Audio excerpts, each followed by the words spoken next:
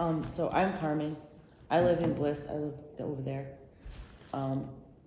But I'm trying to get people motivated so that we can take some action to protect ourselves.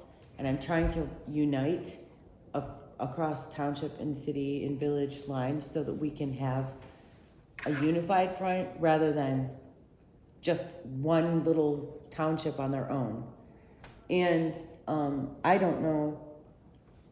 There's a lot I don't know. So we all need to help each other. And we're trying, I'm gonna get a copy of the 2004 Water Accord that was signed by the governor and the 12 federally recognized tribes. And I'm gonna see if there's anything that we can use in that. I'm contacting the 12 federally recognized tribes in Burt Lake Band and Mackinac Band to try to get them to unify across Michigan and see if there's anything that they can contribute. And what was the other thing that I said? I can't remember what the other thing was. You talked about Tammy Dorenberg coming. Oh yeah, and Tammy Dorenberg is coming here on the 23rd. So Emmet County Planning and Zoning. she's gonna go talk to us about the 5-year master plan. So and I'm telling anybody that wants to come, they can come from any township, village, or county, or whatever. It doesn't matter. Like, we all need to work together. So, and we need all of the help we can get because, I mean, everybody has something to put on the table. And also, I don't know how to organize anything. So. Yeah, I don't either, so. Are you all from this township? No, from different places? Center Township. Center Township. Okay. And center is Bliss. where in relation to here? South. Got it, okay. And everything is Emmet County, obviously? Yes. And are you all under an Emmet County master plan, or is it individual Yes. township master plans? We are up here. Yeah. Yeah, we are under their master plan. Bliss. I'm not even Bliss sure. and Center. I think that Cross Village Cross Village is independent? working on They're their working master on plan. theirs. They had one and they Oh. were renewing it. Okay. Yeah, But the zoning ordinance and master plan are both countywide, not township-wide, correct? There are some townships that have their own zoning, like resort. And Cross But Village. most townships are signing on to the county. Correct. Most of the townships have county There was zoning. another- Even in like Bear Creek, we have county zoning, but we still have our own planning commission and our own master plan, but the county overrides that. It's our master plan and our planning commission, they're just advisory. So then the county can still do whatever they want to, and we're still under their master plan and their Crucial zoning. question for me is, does your master plan right now say anything at all about data centers? All right, next question. Does your zoning ordinance say anything at all about data centers? Say no, because they can't. No. My advice is gonna be at the end of this meeting, that you leave them that way. Say nothing at all about data centers. And I have a paper here to prove. We're working on storage uses right now at the county level, and people feel that that kind of falls under that, but what are your thoughts on that? A zoning board of appeal, No, that's not ZBA. She's talking about Storage, like buildings. storage When we were units there at that and meeting. warehousing uh-huh, and all of that stuff is what we're working on at the county level. And industrial sites that. Well, yeah, they're trying to, I think, mostly put it they're basically looking at industrial versus business zoning for these areas and what they want to do with that. But a lot of people think that the data centers fall under that as well, so. but that will be decided by your quasi-judicial board, your Not zoning board necessarily. of appeals do data centers fit under here or under that? It's not up to the governor, it's not up to the president of the United States, not up to the legislature, it's up to your local officials. If they're demonstrated, if they've got the burden to prove that there's a demonstrated need for a data center. Burden's not on you, burden's on them to prove that there's a demonstrated need, and that would be decided by local officials, not by the governor, Let's not go by into the legislature. details, I guess. When you mentioned the zoning board of appeals, that's only true if someone brought a case to the ZBA. It's not like they just act independently. Interpretation, They don't act independently. yeah, true. A case would have to be brought to them, An interpretation case could be Right. brought. so, but, So you think that it shouldn't be spelled out, right. it, like with the storage stuff, it shouldn't be listed as one of these things? Yeah, they have to really define what a data center is too. If it's something small that's like it, literally in the closet of a company Right. office building, that is a little bit different. But anything, the trick is defining it, one of the large ones, City of Charlotte is trying to define it as anything over 10 megawatts, so the amount of electricity used. here. But I don't even agree with that, because that's a whole lot. That's a big center. And just so you know, no one is paying us to be here. We're just acting as independent citizens. We're just, No, I'm not on the clock for anyone right now. Okay. But no, I mean, this is what we have talked about, is there's, the more information we can get from different places, because it seems there's different information being vetted out. It's just, because like it is, it's a new thing, it's not something. Do you have an agenda that you're following? We haven't really, Okay. because there's been so little interest.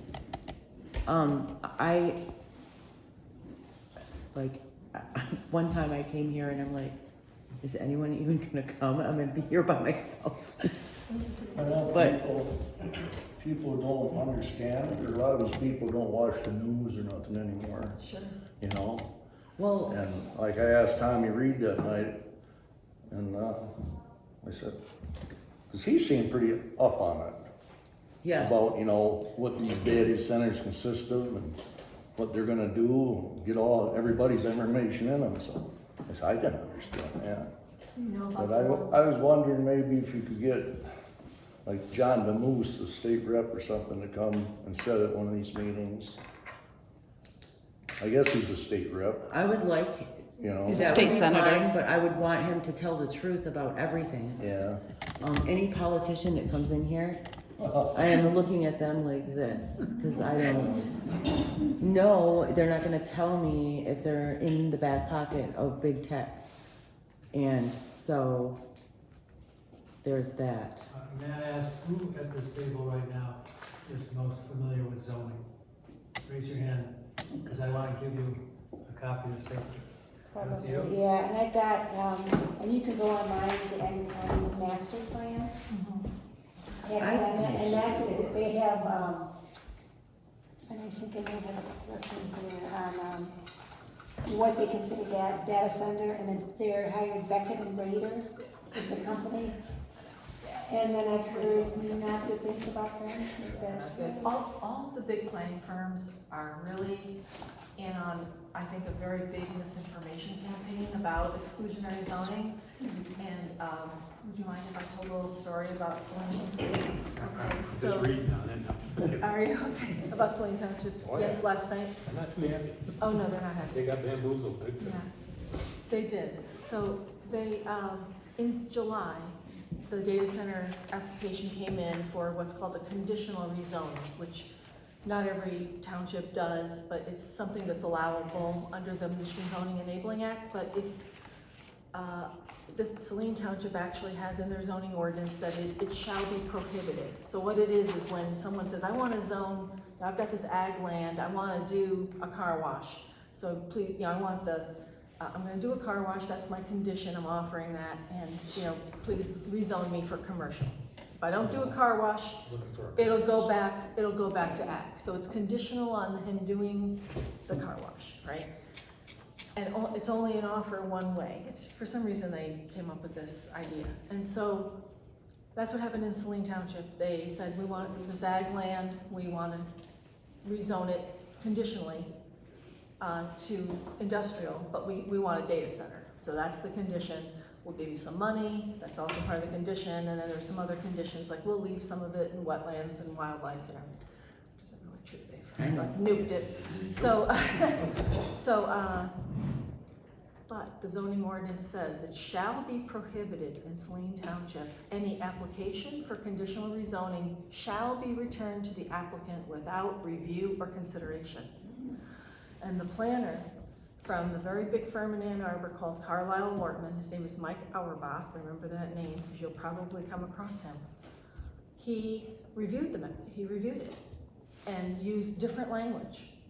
And we were like, where did he get this from? He came up with a false statement of what the It law wasn't was. just false, it was a draft from 2013 where they did consider it back in 2013 to revise it and allow conditional rezoning. They never made it a law. When I first saw it, I thought, well, surely they had to change it at some point. When did they change it? So I went through this 2-month search, eventually FOIAing everything from the township, and I said, give me your, the language. I looked through all the minutes from 2013 on. It took me 2 days to read all of their minutes for a 12-year period. He read them too. And we couldn't find it, so we FOIA'd the clerk. Please give me, the draft, any drafts. When you change this thing, the public notice in the paper, proof that you paid for this public notice. All they could give me was the draft. And that was the language that planner used. Mike Auerbach has been elevated now. Auerbach.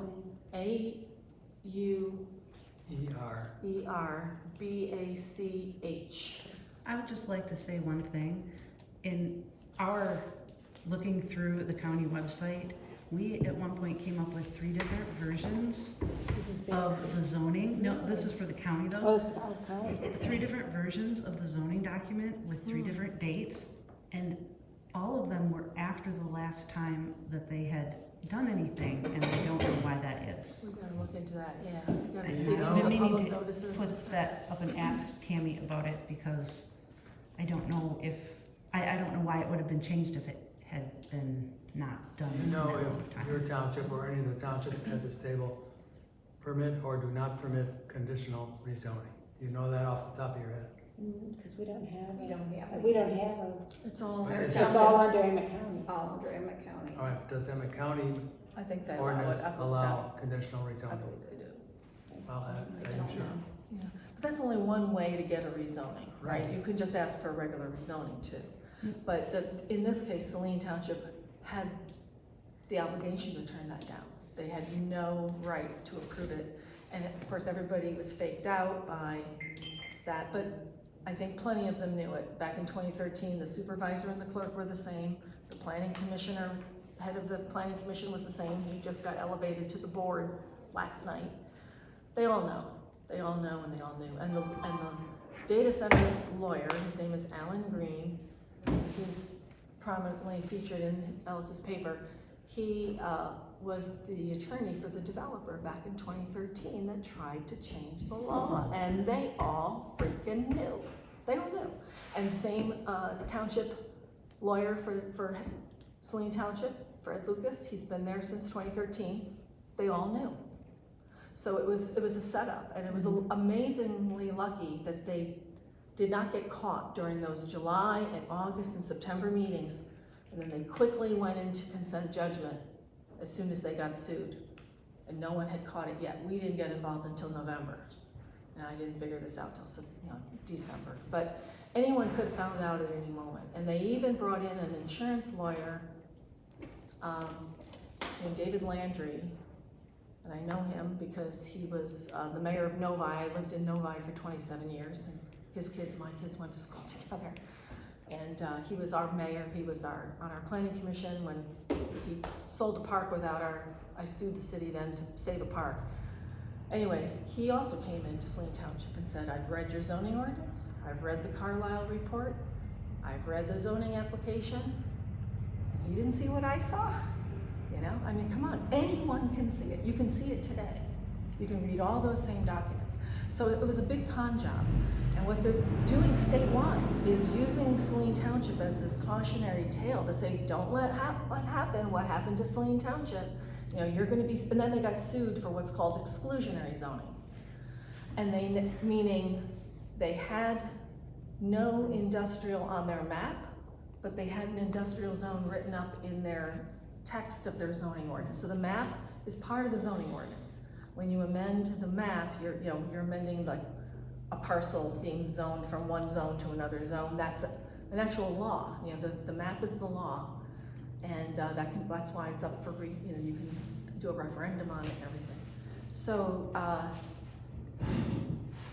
now they're saying wrongly that you can't zone them out.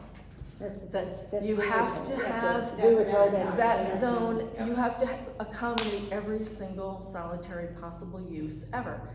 It's not true.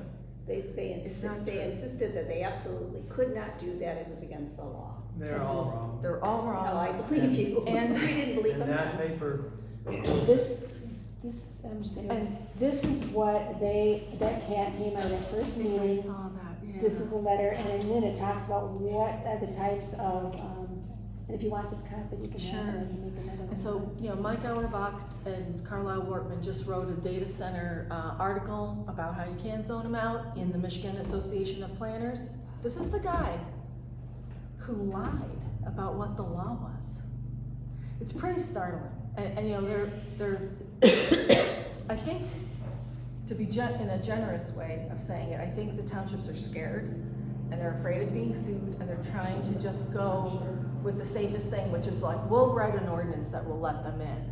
We'll write guardrails, we'll write rules for them, but we're not gonna try to get sued for exclusionary zoning. So what happened was especially if they offered millions of dollars to the township, Right. which they probably would offer to you. But Saline Township never fought it. They just immediately caved and did a consent judgment and allowed them in. Whereas they should have been fighting it, they had to fight it really, based on conditional rezoning. One of the biggest It's problems they have is that these companies that are doing data centers are so huge and have so much money that small townships couldn't even possibly defend But themselves this is an against easy it. case to win. But they can, You think? in that they're all, a lot, do you happen to know what insurance company insures the township or the county?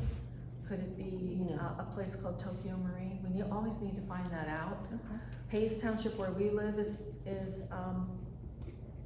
insured by Tokyo Marine. It's a big insurance company out of Japan. Tokyo Marine, the Saline Township Data Center is gonna be, hopefully not ever become one, OpenAI and a Oracle data center, two different companies that do AI. Tokyo Marine made a deal with OpenAI on the same day that David Landry came to Saline Township. So how is he gonna fight an OpenAI data center? I think the townships of Michigan are being screwed over by Tokyo Marine that doesn't want to, in some way, or just pressure, I don't know. I mean, I really don't know what's going on behind the scenes, between the townships and counties that are insured by Tokyo Marine. Like, does Tokyo Marine really want to pay for lawsuit after lawsuit after lawsuit throughout the state of Michigan on data centers? And I think they're all, instead of saying, let's just make sure you never get sued, just put these data centers into your zoning ordinances.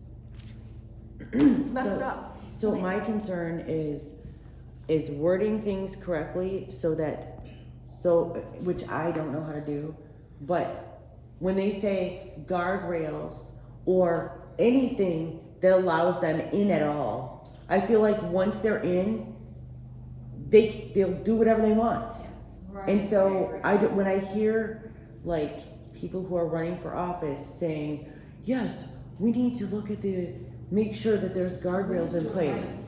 And I'm like, no, we don't want to do it at all. Right.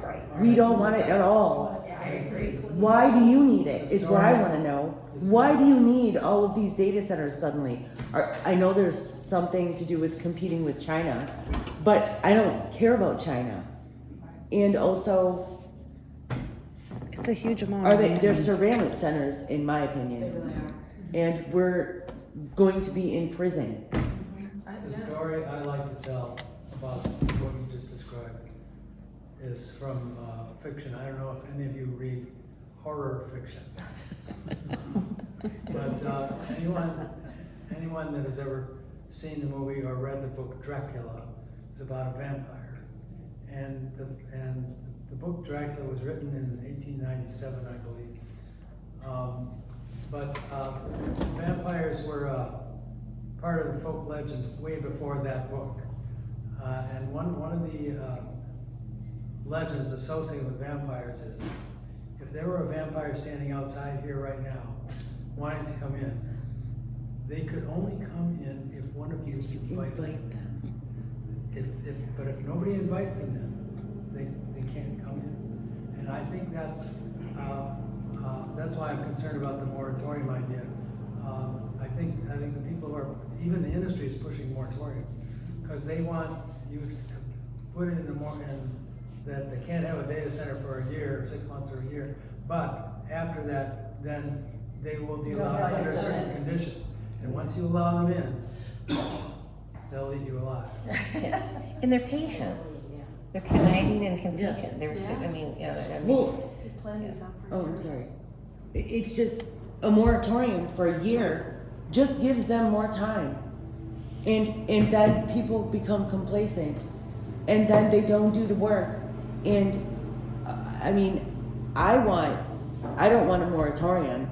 I want them to be like so completely restricted by everything that we say, but I don't know how to do that. Either way to write them in. The moratoriums that are going in, you know, there's some beyond Michigan too, but the ones in Michigan, I haven't read every single one, but I've read maybe 10 or 15 of them or so.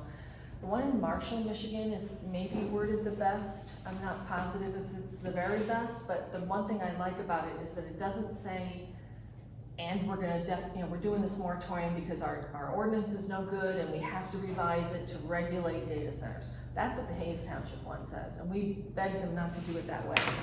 But no, they followed the one that was Pittsfield Township, which was organized by Carlisle Wardman. And yeah, that one says our ordinance is bad, we're gonna definitely revise it. Our board never even discussed it once, but all of a sudden they have a resolution that they've determined, they are finding that our ordinance is no good. Our That's ordinance, Charlotte. that's in Charlevoix Township, in Charlevoix County, right, it's Hayes Township. We have a really good ordinance right now, and we don't have that much industrial land. Some of it's, along Lake Michigan, coming between Charlevoix and Petoskey. And the industry, there's only one I-1 zone. It's light industry, and you have to have an absence of noise. Why would you change that? It's beautiful right the way it is. Underline a point the way I just made. The reason why the Marshall ordinance Oh, moratorium it's is better. good, and we're gonna send you a copy of it, is that it does not say, after a year, we'll figure out what we're gonna say about data centers, and we're gonna allow them with this regulation and that regulation. It does not say that. It says nothing at all. No, it does say something. It says, we're gonna study our ordinance to see if we want to change it, if it needs to be changed. That's much better language, just like, okay, you're using this moratorium period to study, and there's no commitment made on, we're gonna change the ordinance as a result. To regulate data To centers. regulate data centers. So, Sorry, go ahead. Oh no, I want everyone to talk. I just want you. I have a lot of things that I. All right, let's hear from some. Okay, so,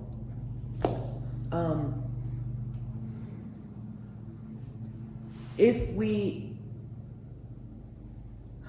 okay, so what I was thinking when I was sitting by myself brainstorming how, from my little unlawyerful educated place, I was just trying to think of like everything that we could do to block them somehow. Like, can we do our own studies, like economic and, but I mean, is someone gonna listen to them though? Like, would we have to get like local, not like tribal DNRs to do economic, and, environmental studies? And like, I mean, there's so many. Ryan knows people who've done those studies or are working on such studies, and we can help you with that. I can't help you right here tonight. No, But, going. The LTVB did do a resolution against data centers. Did you see that? Oh, no, I didn't. Yeah, it's on their website finally. Okay. Yeah, it's a pretty good resolution. It just says environment's gonna be the topmost thing that we think about if we ever think about data centers. It comes out language, something like that. Don't But think about there's that. no, yeah, there's no, Well, commitment to do a data center. like, But because. that's only their tribal land. Because if we can, I was trying to do it from a perspective where, like, we're looking for anything and everything. That this is another reason. Here are all of the environmental reasons that we have found that data centers would really, like, mess with, like, harm. And, I mean, and then there's the whole perspective of the water. Like, and how would you go about, like, organizing that and getting those studies done specifically and filing them up and getting them ready to put them in? Well, I don't know how to do one, do one as an individual level or like a community organization level, but maybe there's some organizations that might be able to do it on your behalf, but I think that maybe what you're getting at is that some ordinances are requiring those kinds of studies to be done for an application, but again, the zoning ordinance is setting up a process by which you, the data center developer, all you have to do is jump through those hoops. You do your noise study, you do your water study, and then you get your data center. Well, what I'm saying is, yeah, they're gonna do their study, but if we have our study done already, somehow, like, I mean, What you're getting at, like, we have a study right Yeah, here, okay. and your study doesn't count because we already did it. And these are too many, there are too many things that are, like, you're gonna damage with it, so we're not letting you in. So that would also help educate the people like us who are just people who live here. They can see the reasons that we don't want them here. And it might strengthen people against taking money. I mean, because, somebody gives you $1 million to, a lot of people would be tempted to take it. And I'm not judging them because a lot of us aren't rich. But at the same time, to me, I am rich right now. And this is, and the lakes, and we need to all fight for them. So, sorry. And what tribe are you from? Sioux St. Louis. Sioux St. Louis. And then yours, the Sioux, and where else recently they started out? And then, The Sioux tribe is a very corrupt entity. I say with pride. You have to remember that most of the Michigan bands are all Anishinaabe people, and tribal governments can be corrupt. They're not the flute-playing mystical beings. My son works for the tribe and he says that every day. The lateral violence is exponential. That's why I don't work for any of them. I won't. I work with them, but that's another thing that I'm trying to do is pull, like, I'm in talks with people to try to pull, like, get all of the tribal people in one place to specifically talk about protecting the water. I mean, we also have Enbridge on our plate too, and Indians paid off by Enbridge to be their little, but this thing, we have to move, like, really fast, and I'm trying to get, I don't know, we're talking about September to have, like, Anishinaabe Nation, like, meeting, the Three Fires Confederacy coming back and, like, and allying, like, cause we can't just be over here doing this, and everybody over here doing this, we have to be together. So I'm trying to get the tribal push behind everything that we're doing. For every little township, I want tribal people there also talking. Cause They have been talking about it a lot on the Sioux Elders page. have they, Yeah, on Facebook. it's hard for me to read that. Okay. Well, they were having a secret meeting. They were having a secret meeting, and I found out the day of. And so I started calling all the board members, and I just kept going to voicemail and leaving messages, and finally I talked to one person, and he assured me that that's not what it was about, and And it was absolutely what it was about. And then because it got leaked and everybody started getting mad, like they put a moratorium, but I don't know how long it is. I'm just like, that's not good enough though, for me. Who else has something to say?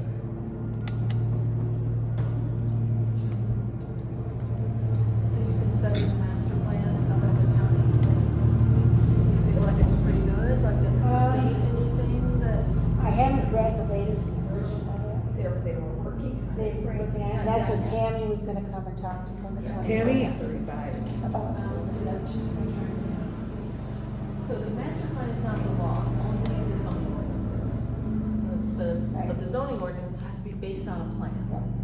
Every 5 years, the master plans are supposed to be reviewed to see if they need to be updated. They aren't always updated, but it's required that every 5 years they at least look at it to see if they want to And review that's what it. they're doing now. This is a complete rewrite Right. of the master plan. That's what they're doing right now, is a complete rewrite. But you gotta be careful. Okay. This is, I'll just show you, this is a survey that we never got in Bliss and, Center Township. We're the two smallest, townships in our county. And you never received the survey? Oh, that's lovely.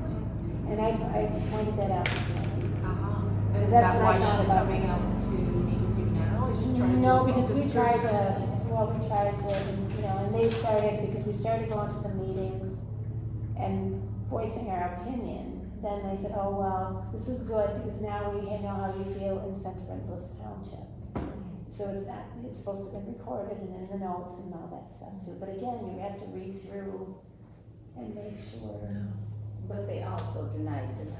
They denied that it was even on the agenda. It's when we not on went the to- agenda, and it was. At the very, They very discussed end, it. they discussed it, The and, master plan. right, and this was included if you went through and got the packets and read through the big stack of packets, which we did, and you're finding out all this, how can you tell it's not an AI when it's in you got this, and you're gonna be talking about it tonight? But they swore it was not, it was not, They're it was hiding not, stuff. it was not. Yeah.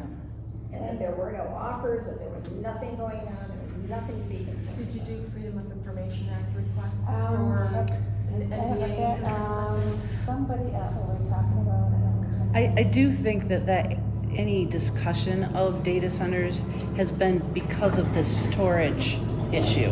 Right, because that's. what Because they're- that's what's has been driving any discussion of it, I think. And they have really kind of dropped off, not saying anything about it at all at this point. Did that ever, remember when I don't know if you remember a few months ago when we were there Mhm. and Ellis handed him the lawyer the paper? I can't remember that guy's name now, but he's from downstate somewhere. And I went up to him afterwards and I said, oh, I'd like to see, because one of the planning commissioners on the county planning commission asked for, after Ellis spoke, he goes, well, I always thought that you can't zone them out. I'd like to have an attorney opinion on that. And so that was supposed to happen. And I went up to the attorney afterwards saying, oh, when you're done, I'd like to see a copy of that. And he goes, no, it's gonna be attorney-client privilege. But I don't think it is if the planning commission's gonna be talking about it. It's gonna be something that's publicly discussed anyway. And he may have already written that opinion. He must It have, might be available because he right was now. supposed to be writing an opinion You were on at Ellis's the piece. meeting we were at, did you say? Do you recall him saying that he was gonna write up his? I don't, but we can always go back to the video. It'd be nice to, yeah, it'd be nice to But it'd be find fine, since that opinion. You are one of his constituents, so it'd be fine for you to call the county or call the lawyer himself and say, is your opinion about this ready to go yet? And if it is, I'd like to get a copy. It would be an opinion on exclusionary zoning. And Can't when remember you do which get it, one. we'd love to see it. So we should explain what exclusionary zoning is a little bit. Do you want to hear a little bit more about that or no? One thing I would like to point out that the Michigan Zoning Enabling Act is the law under which all of zoning has to, Yes. that's where it comes from. Yes. So that's the root document of all of this, just so you Zoning know. what? Michigan Zoning Enabling Act. Public Act 110 of 2006. Zoning Enabling Act. Yeah. Enable the zoning. So, How old is that? So this is Ellis's piece. I'm going to explain it. It was in Well, 2006. first of all, Is it let me like explain. Well, it originally I think is old, but it's updated. I think you conflate them too much for my taste, but let me try, okay?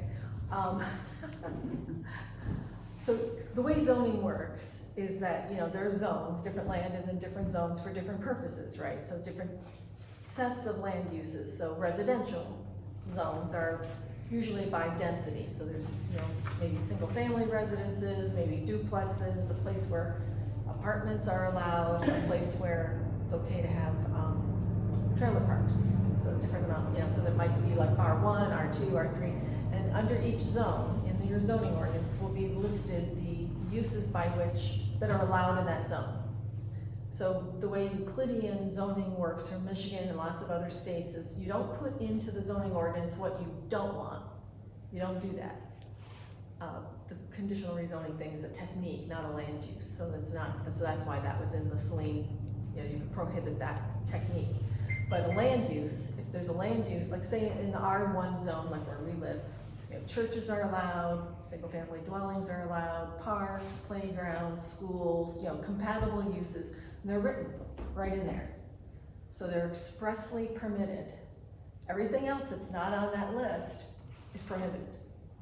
That's the way that zone works, right? And so the next zone, same thing. There's the permitted uses, anything that's not on the permitted list, and then there's different ways they're permitted. Like some are just by right. Doesn't mean you can just go build a house without a permit. You still have to put forward the permit and everything, so you have to make sure you're doing it right, and so you're really in the right zone, and you know, before you get your building permit, are you doing it in the right envelope, and are you know, dealing with your setbacks and everything? But it's a permitted right. You have the right to build a single-family house, you know, in an R1 zone, right? But some uses in some zones will be what's called a special use permit or a special land use permit. So they have to go through a different process where they go before the planning commission, and usually there's a whole different set of standards for that permission process. So that, you know, do you have landscaping? Do you have, you know, what about your parking and all that kind of thing? So that's where most of these planners are trying to get townships to do, is like get them out of your permitted by right use, put them as a special use permit.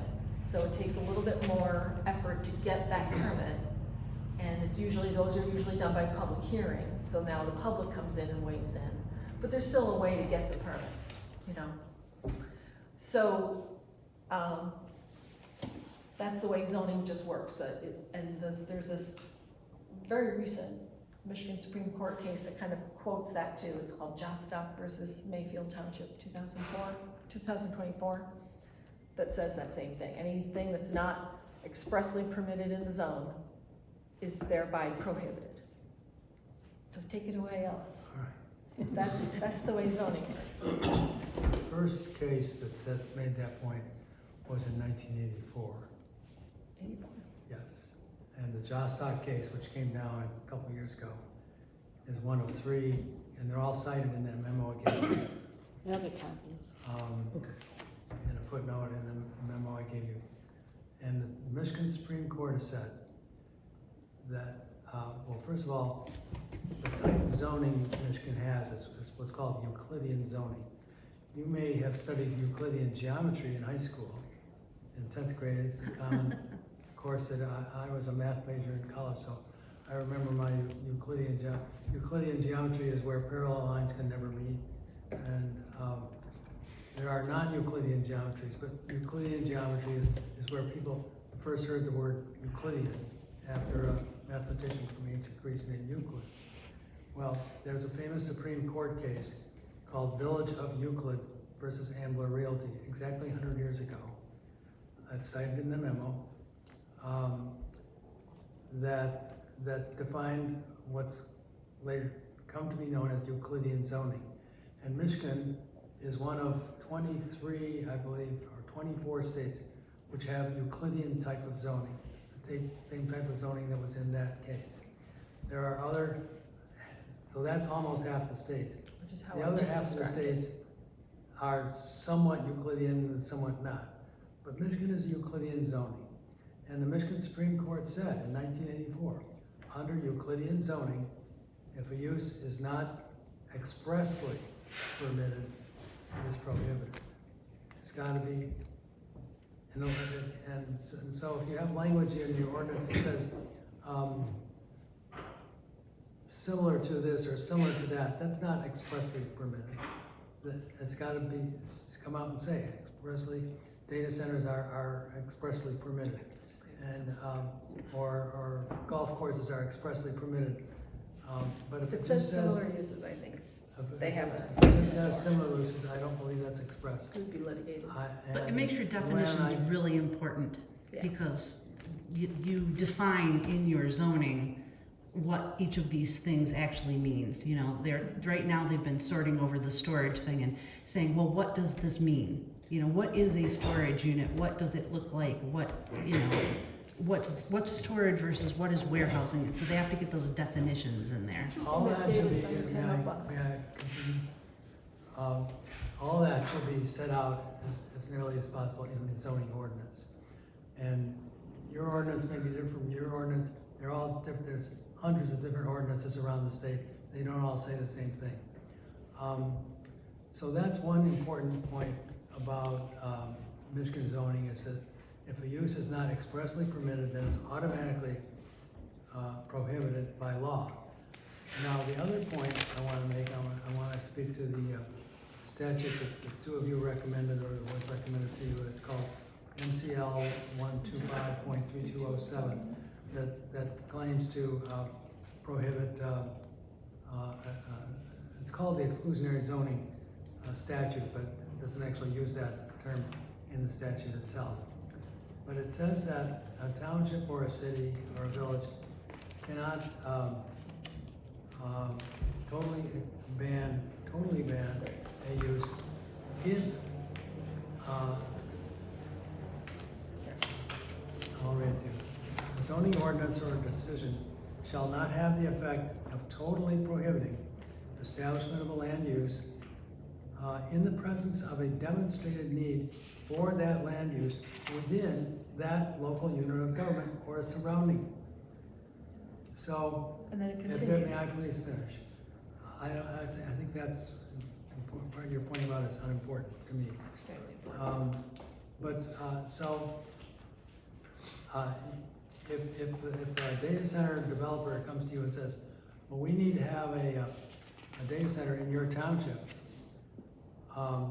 they've got the burden to show that it's needed in, not just in the state, not just in the United States, but in your township, or needed in the next township or the surrounding townships.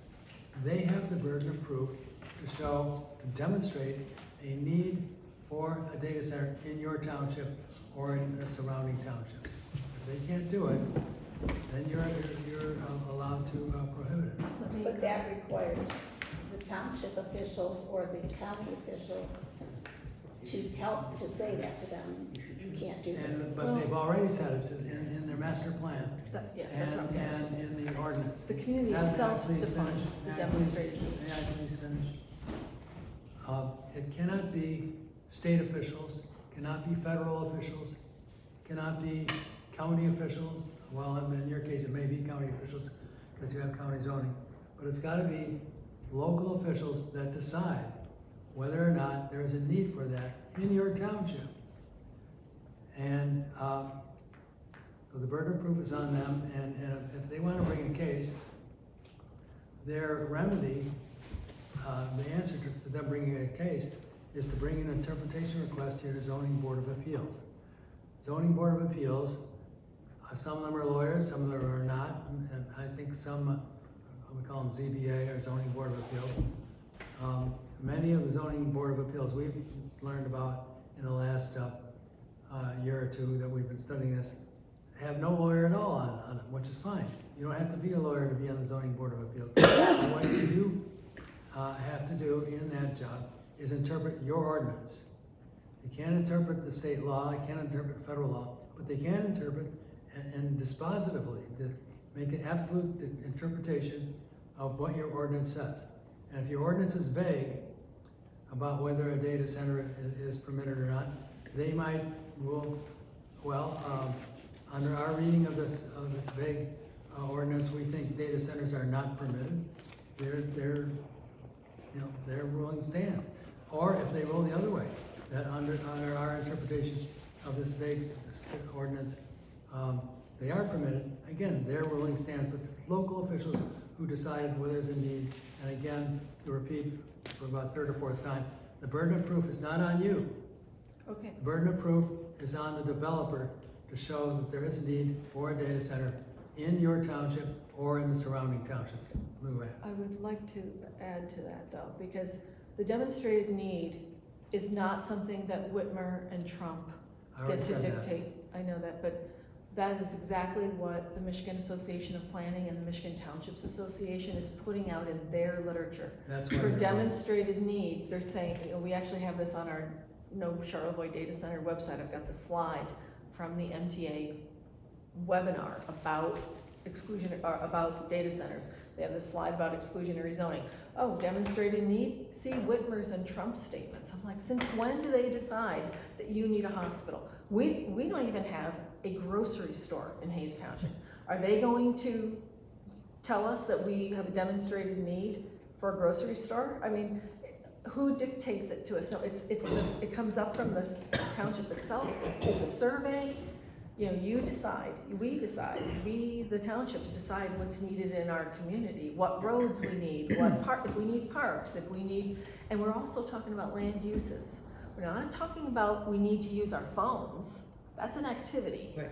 Do we need a land use dedicated to AI data centers in this township? One of the problems we have is the fact that we have county zoning, and therefore, That's a problem. the county need ends up outweighing your township's need.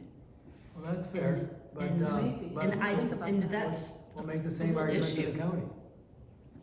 It's a bigger space, you could more easily find a place that might be appropriate. The other thing I disagree with Ellis on what he says, the rest of that is very important also. It says, a zoning ordinance shall not have the effect of totally prohibiting unless a location within the local unit of government does not exist where the use may be appropriately located. Now that is a What page loaded is that term. on? What? What page is that on? This is on page 5. Okay. So it's still the quote of MCL 125.3207. So it's that the appropriate location is a huge thing. You know, I mean, what's appropriate? Maybe it's not appropriate to have it on Lake Michigan. Maybe it's not appropriate to have it near your parks. Maybe it's not appropriate to be right next to your It's hospitals, a weasel word. next to your, you know, name a zillion reasons why it might not be appropriate. I think it's very fightable when, if you don't, Saline Township had 99% agricultural land. So the whole thing is green. Yeah, a township There's could no have, appropriate industrial zone to put there. And it there's- was surrounded by townships with the same green. all may I around make it. another It's all point? spot zoning. That's another thing that's illegal. There's no requirement that every township accommodate Right. every possible use. Right. If a township had half of them agriculture, half of them commercial, and none of them industrial, that's okay. You can have a township that has, that doesn't allow every conceivable use. A township could have no parks if it chose. Saline didn't have any parks. There's just parks other Um, places. So don't be, don't stand up for someone saying, well, you've got to allow a data center somewhere in your township. It's 'cause- garbage. It's garbage. But that's what they're saying.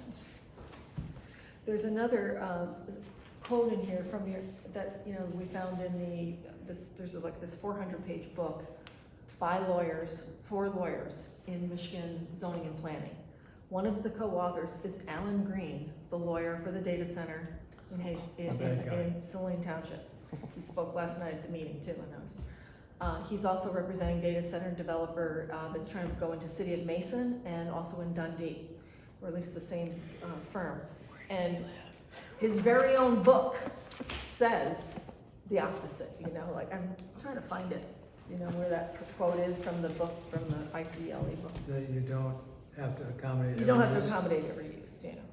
So every lawyer in Michigan knows this. 'Cause it's not like they could say, the data center's like a little library, and your little township Just needs this that quiet little library. place, yeah.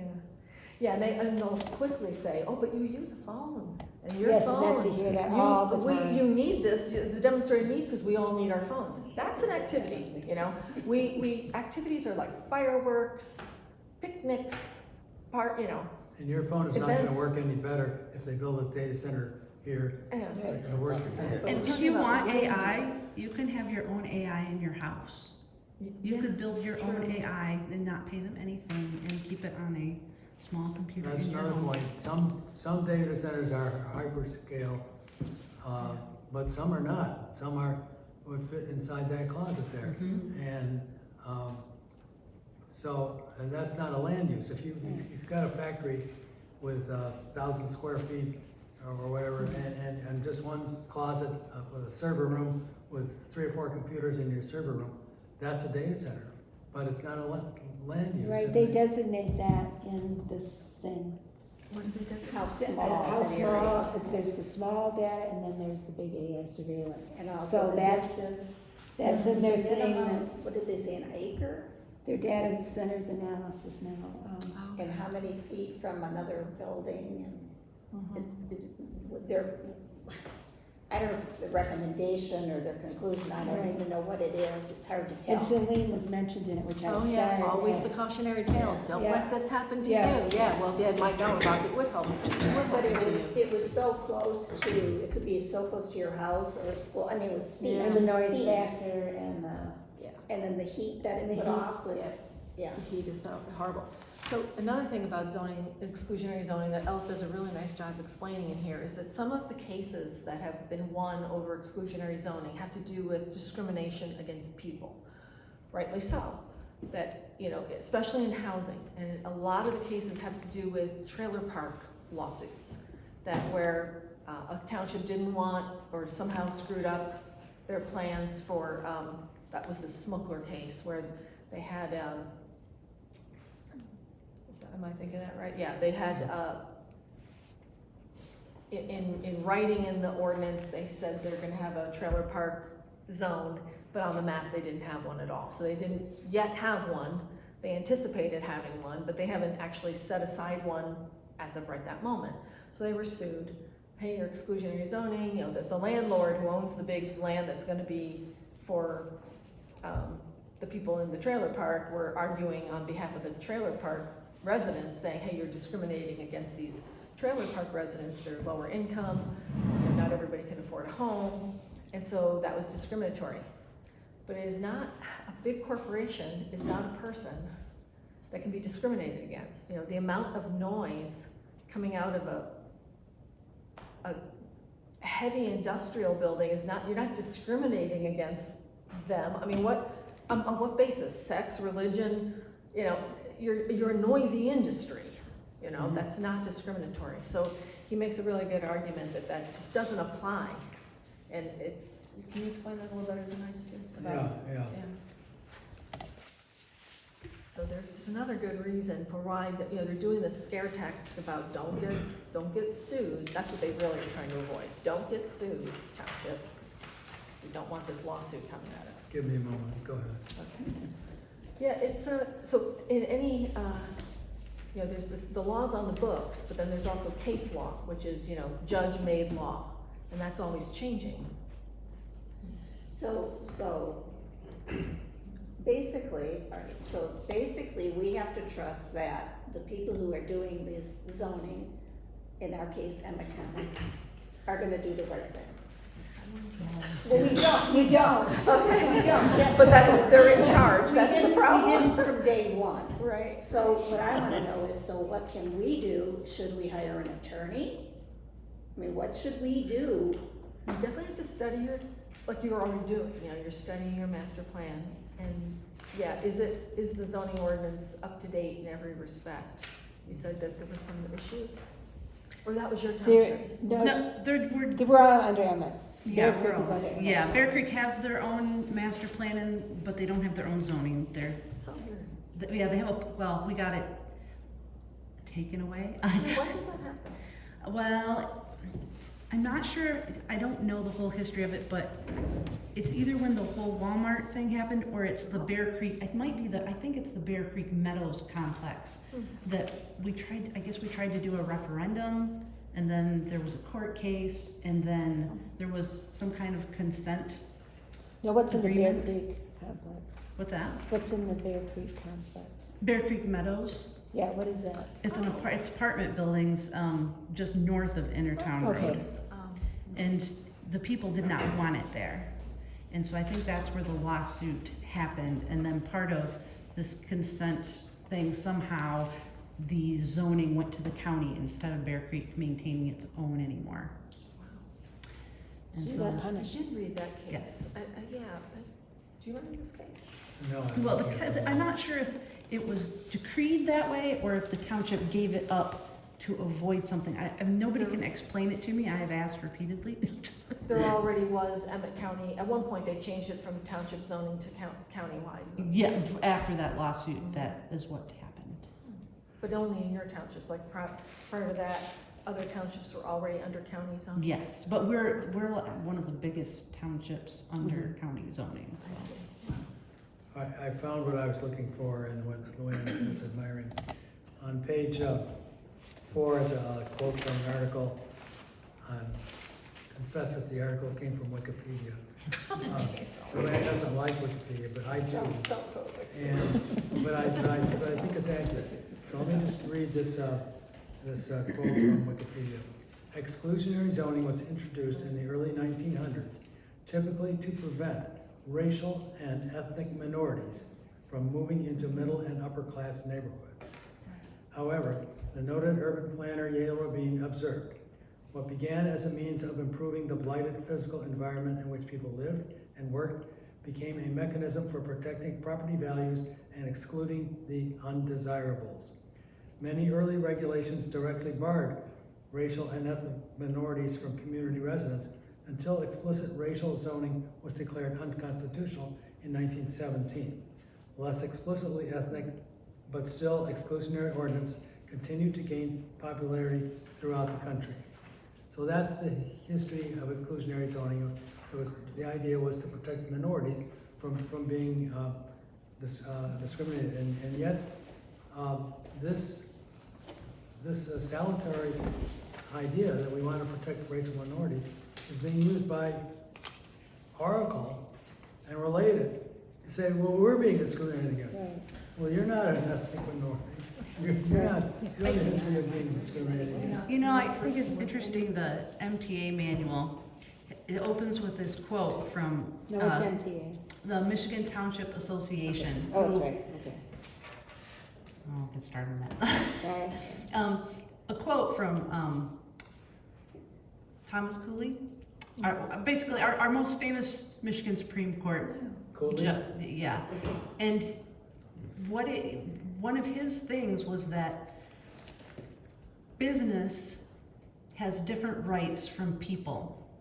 It's because he said that people have rights that businesses should not, because businesses are given privileges by the government, such as being able to be a limited liability company and these other things. And I think it mostly came out of the railroads. However, I think it really applies today, but they've tried to push it aside. You know, a person, an individual, has very different rights than what a company should have. Because a company has no race, it has no religion, has no gender, has none of that. People have those qualities. Mm-hmm. Yeah, that's a good example of Walmart when they moved into Sheboygan too. Pushed the little people out, their mobile home park and everything else, and took over part of the township over there. Then they wanted the township to pay for sewer and water. Well, You know, it's just, in Bear Creek, we were fighting a PUD, which we were completely blindsided with. And there are now 250 apartment units that are going to tower over my bedroom about 80 feet. Where is this? Just south of Intertown Road. Intertown Road had always been the kind of the line in the sand for development. And this is how we got involved in everything that was going on. And one of our biggest concerns now, because it was all approved, and the PUD, you can do a PUD in any zone, and they've written it very broadly, so they can approve whatever. And one of the problems is water. You know, it requires water and sewer. And The PUD does. the PUD does. And when Meyer went in, they put in their own water well for the city. So there's a well there. And when Bear Creek Meadows went in, they put in wells there that were never put into service. And they're less than 1,000 feet from each other. So we were never told about the Meyer wells at all. And so they started pumping water from those. And nobody understood why their water qualities went down. And then people lost their wells. I mean, my next door neighbors didn't have water for 3 months in the middle of the winter because they lost their well. And so now we're sitting here, in order to do this complex, they want to put those other wells in service that haven't been used up until now. And when you have wells that close together, it makes a very expansive cone of depression of where it pulls the water out of. And, you know, there's a large area of people with private wells that we don't know what's gonna happen when they do this. And it's very likely that many of us will lose our wells, but, you know, they don't want to address it. You know, the township won't get involved because, well, it's the city's thing, even though it's out in the township. The city is sitting there, you know, just kind of like, you know, well, yeah, whatever. Aches and pains of growth. and you know, the people who think they know what they're talking about are saying, oh, well, it's deeper. The wells are deeper. It won't do that. Well, you can look right at the well log, which is held by the state, where it shows every single well, and you can see what the construction, what's rock, what's, you know, what the different layers are, and you can see that's not how our area works. That it will pull from the surrounding area Has at different levels. Watershed Council been of any help at all? You know, there's really nobody who even pays attention. And this is the same problem you have with data centers. If you're going to be they're going to be taking that water.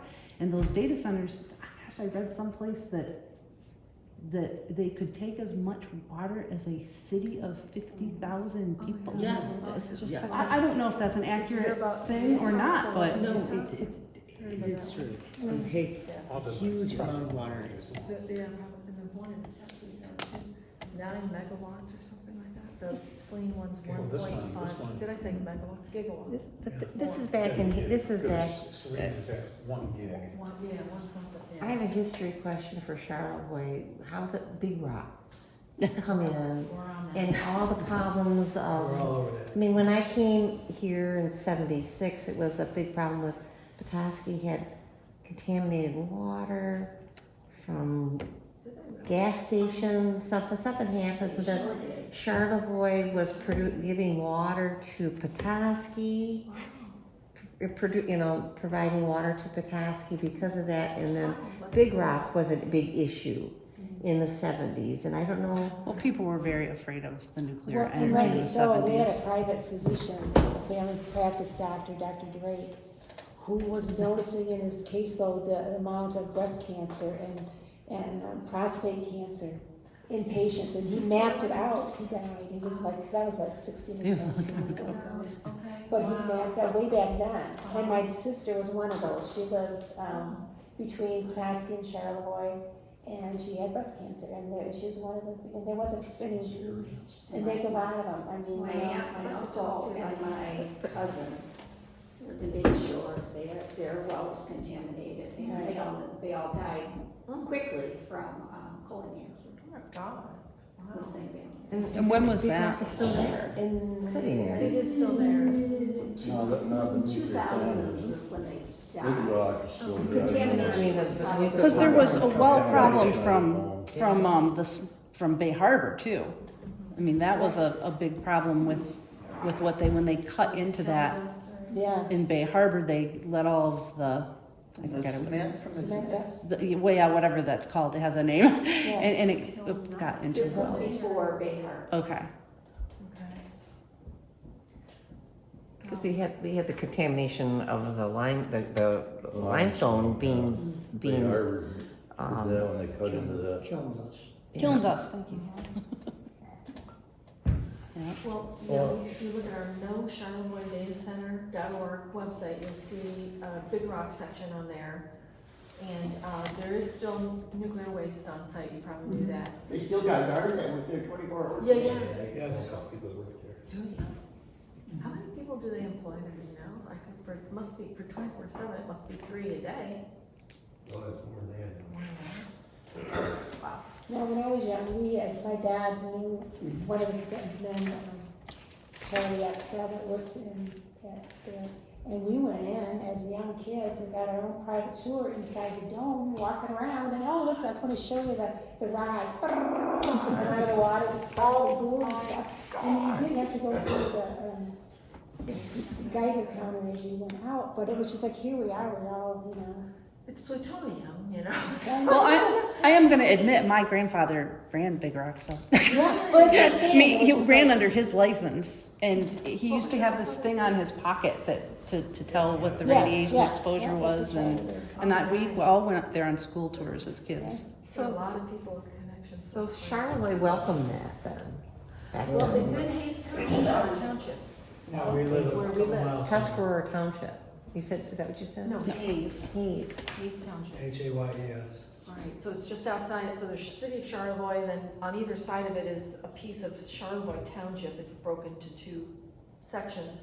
And then just beyond that is the Big Rock area where Hayes, we're between Resort Township and Charlevoix So Township. it's an example, what happened is still there, it's still being dealt with. It is, I mean, and it's still kind of a, you know, a ticking time bomb it is a too. ticking time It bomb. reminds me of, have you guys seen the news of New York and the building that's falling down? Like, the bricks are falling down, the building is going. Brand new building.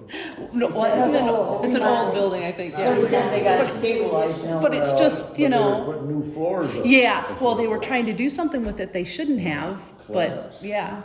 And more stories. Is adding more. But it's again, you know, something left. So, right next to, so Holtec International bought Palisades Nuclear Power Plant, which was in the process of being decommissioned. So they bought it to continue the decommissioning. And they also bought Big Rock's 100 acres where the waste is. But not the rest of it, which is 500 more acres that's still owned by Consumers Energy. Okay? So the very next week, they changed plans and said, no, we're gonna open up Palisades Nuclear Power Plant, and we're gonna put 2 small nuclear modular reactors there too.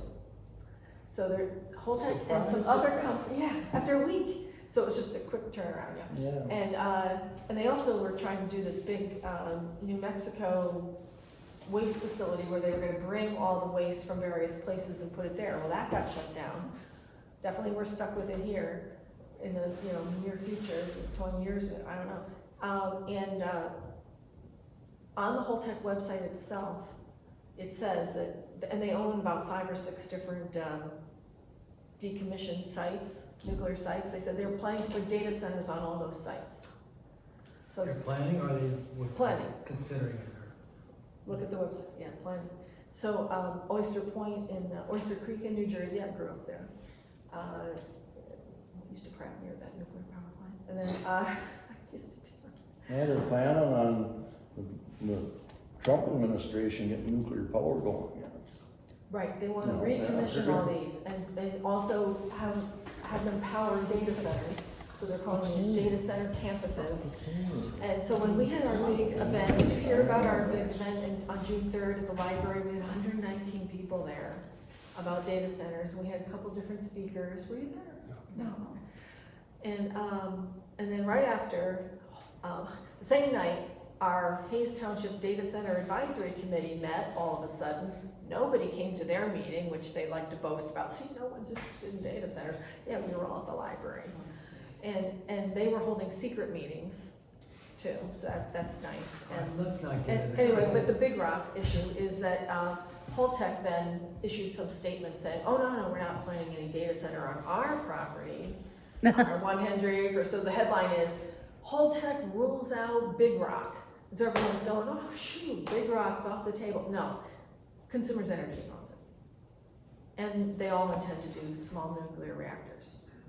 They're called SMRs. I went to a whole 3-day conference on small nuclear reactors. Yeah, you can put them right in a shipping crate size thing They're now. actually big, but yeah. but Well, they do need have, to they have design them the size of a regular shipping crate. small nuclear reactors. And then you're supposed to stack and connect them now. They're doing it someplace out of Europe is where they're producing them so far.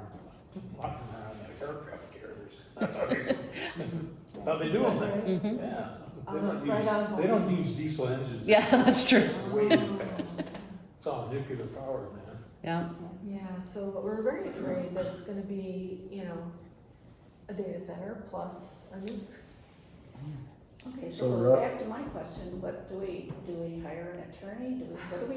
What for Emmet County, what do we do? Oh, boy, I think what you're doing, just like this, is really a really great way to go. Did Just you say you're having studying another your- meeting with more townships? I invite other townships all the time. Mhm.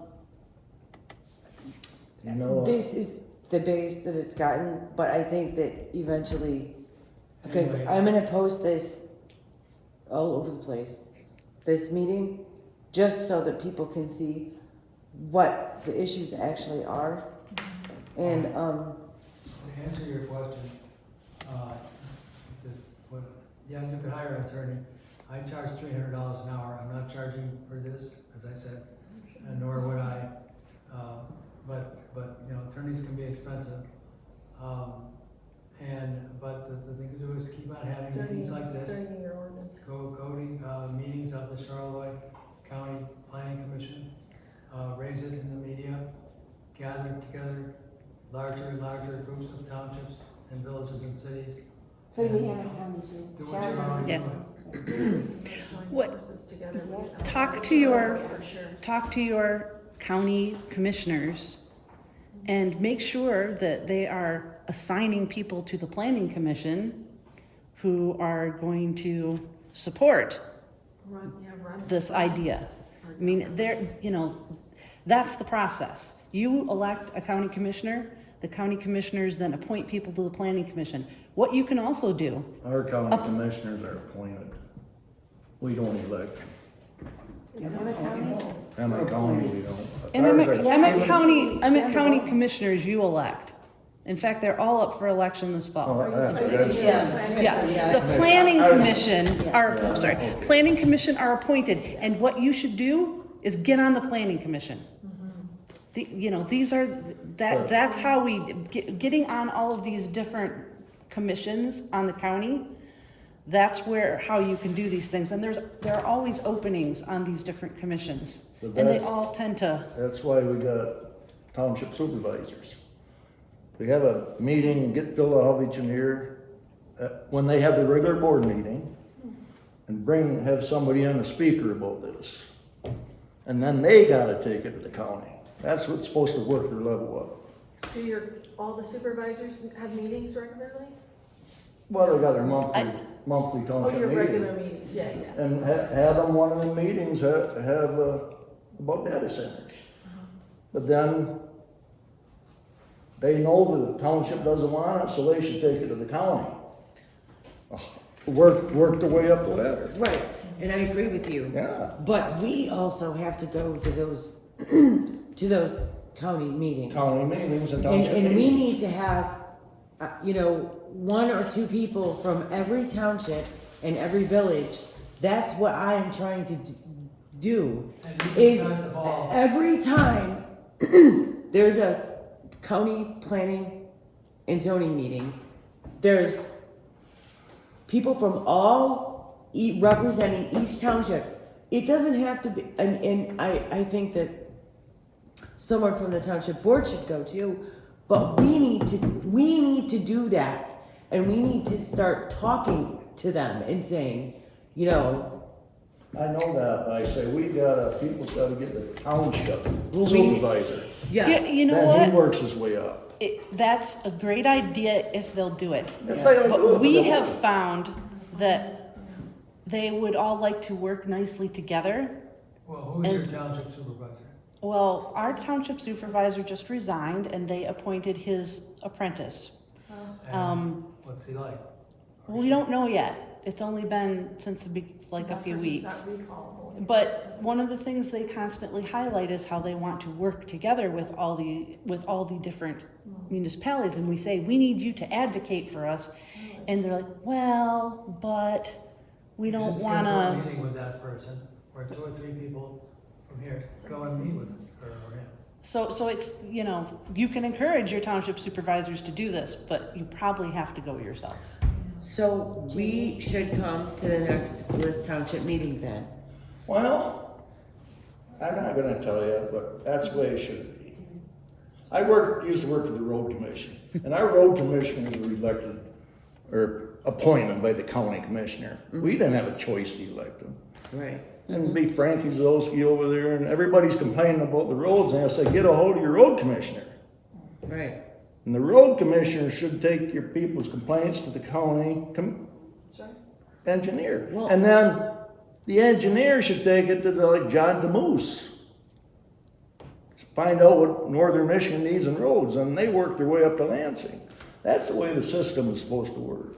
I know.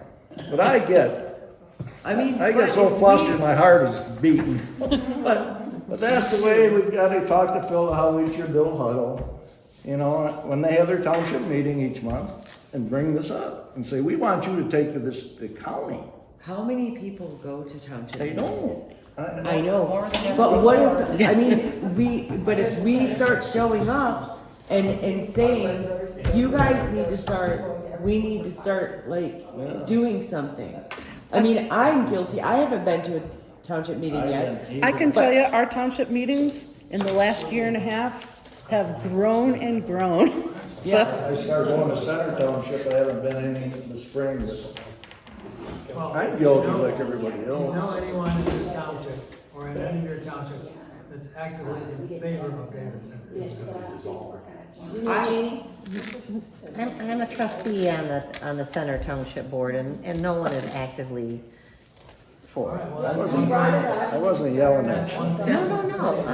I, You can say I've that lived to your here since supervisor, 1980, and I your just, supervisor. all of a We looked sudden, around I'm to see a if there's trustee anybody and who go to has the meetings. opposite view from us, and we're inviting them, but they're not there.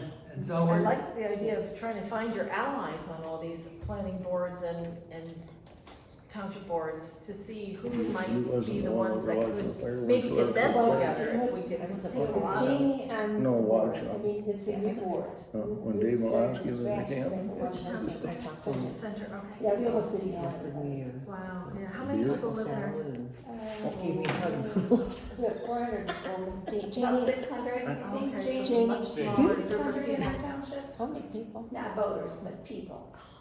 I think it's about. How many people are in your That's small. township? I thought it was 600. 400. Very small. Yeah, It's we're like There's 400 voting. 400 voting people. I don't know, I can't. Bear Creek has 6,500. Right. So That's the we're bigger- big. That's the We're the biggest tiniest, poorest township. We are, we're the Center The Township. total voting population of Emmet County is about how much then? Under 30,000? Well, our total, I don't know what the voting population is, but our year-round residents are about down to 33,700 something. It has, it is going down. Wow, yeah, it's not growing. I wanna, They're fallacy, they're like that. I wanna give a more specific answer to the question we had a minute ago, is should you hire an attorney?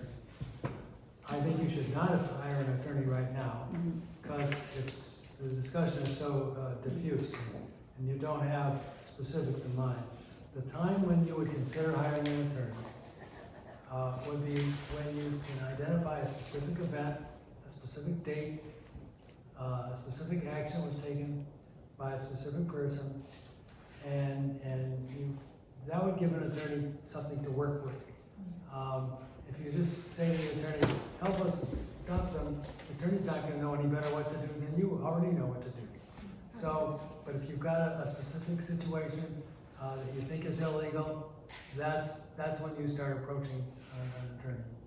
The other thing I would say is that you need to be vigilant about paying attention to what's going on, because almost all of these zoning issues appear like this, are approved like this, and it's over. You know, some of them you can get to drag out a little more than others, but some of them happen very, very fast. And if you're not watching and paying attention, you won't know until after it's That's what over. happens, Celine.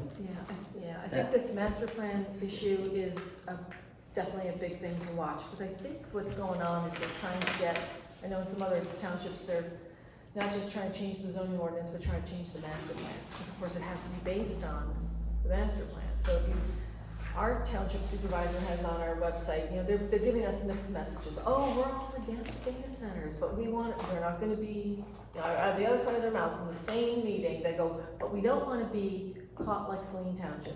We're not gonna be the ones to fight that lawsuit. We would rather, you know, bring in a regulating ordinance and, you know, we're not gonna be the ones. A rich town near Ann Arbor can fight it, they said. That's their attitude. So like they, but the plan, They but wanna do it master right. plans, they're trying to change those. Oh, so what the supervisor said was, we, and he's just speaking for all of them without any meeting, we believe there's no appropriate use, that data centers are not appropriate for our township. And I said, if you're sincere about that, put that in the master plan. Then the zoning ordinance has to be based on that. Okay, that's why that part about no appropriate place is very important language in the zoning enabling act. See, If you've determined that there's no appropriate place for that type of, you can say, we don't want something, yeah. We don't have to have expensive, testing and analysis and all of that to say that. What do we have to, do we have to back that up with something? Surveys, you could do your own survey, you could do your own survey, but you might wanna get someone who's good at surveys to kind of plan it out for you. The county surveys are very vague. Right. They're written so that anybody can interpret them any way that they want.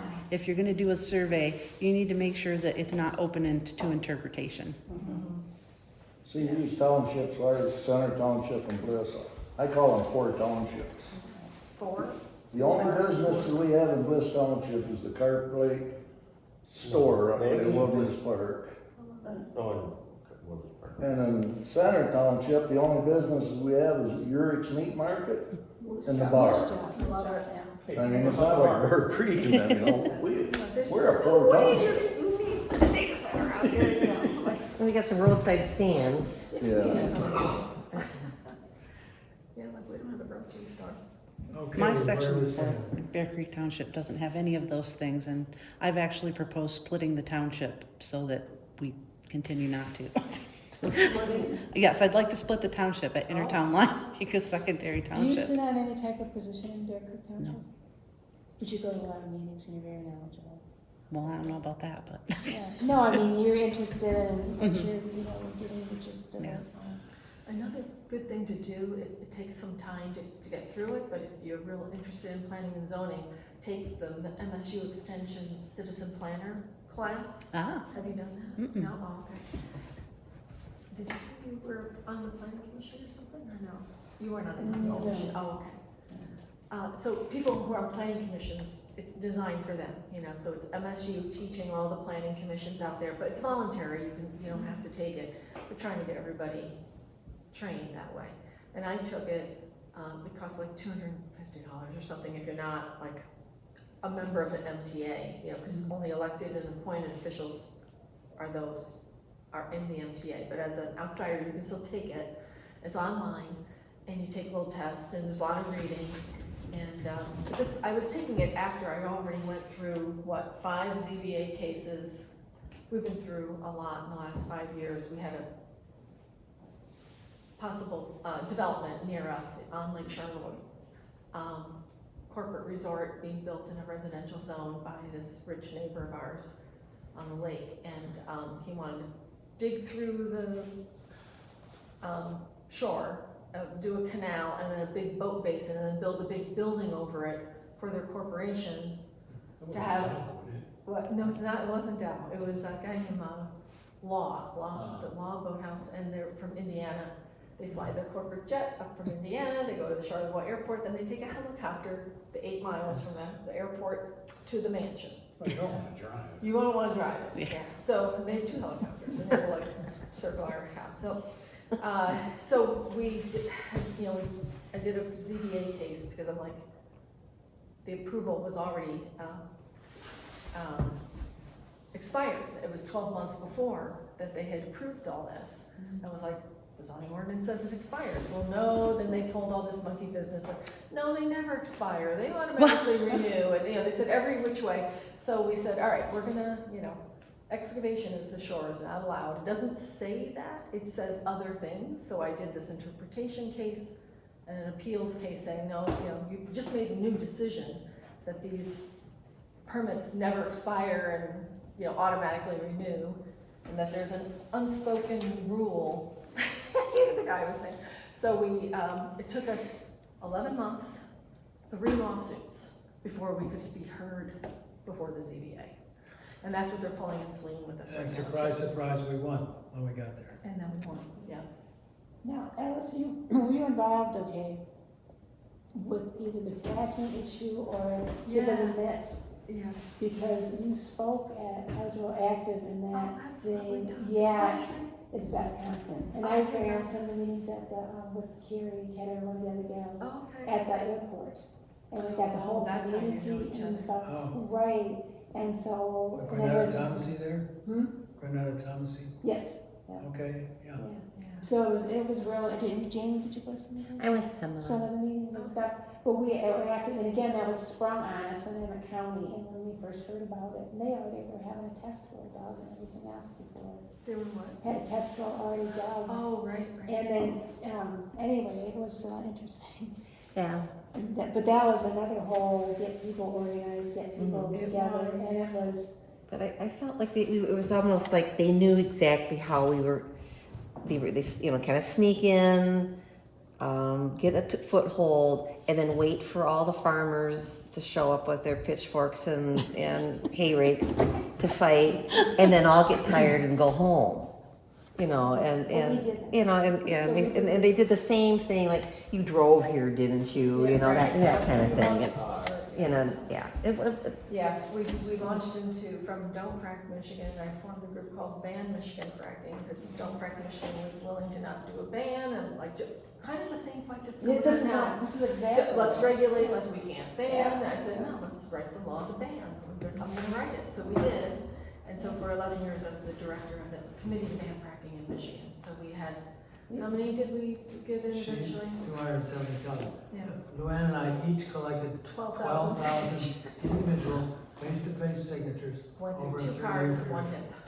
hip. It was a rough go. It was a very rough go. But no, And we eventually lost in And that was courts. very, that's why I said, I Over the know that I signatures. know you, and that's why, because it was the same thing going on. Yeah, so And we learned a lot about Fortunately, I election law. mean, people made money, because they paid them the money for their property, their mineral rights and stuff.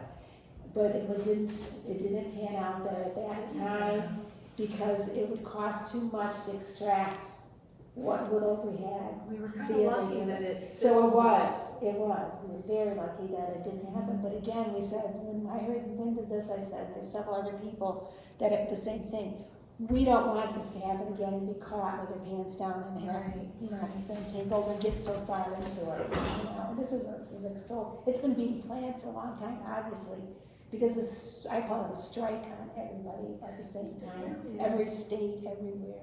It's incredible, and especially because of the tax abatement, statewide Right, tax abatement stuff. Yeah. Not the property taxes locally that they're trying to get and sling down. Have you heard about all the different communities in Michigan downstate that are going through all this? So there's Dowagiac has actually a lawsuit right now, Lowell. going 2 people. Lowell, yes, you know what the West Coast ones, Yeah. Penn Township, Howell, How, Lyon Township, Frenchtown, Berlin Township, so there's a lot more, yeah. Dundee, Dundee, it's, Ypsilanti Township Yeah, is they- facing one by U of M, which will make Right. it not even subject to zoning. right.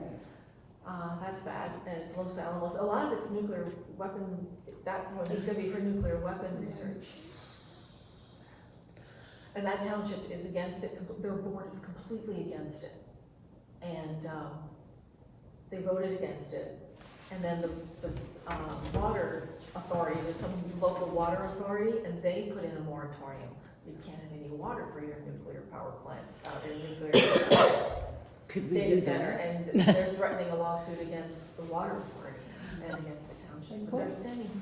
What was the township that, got rid of all their board because of that?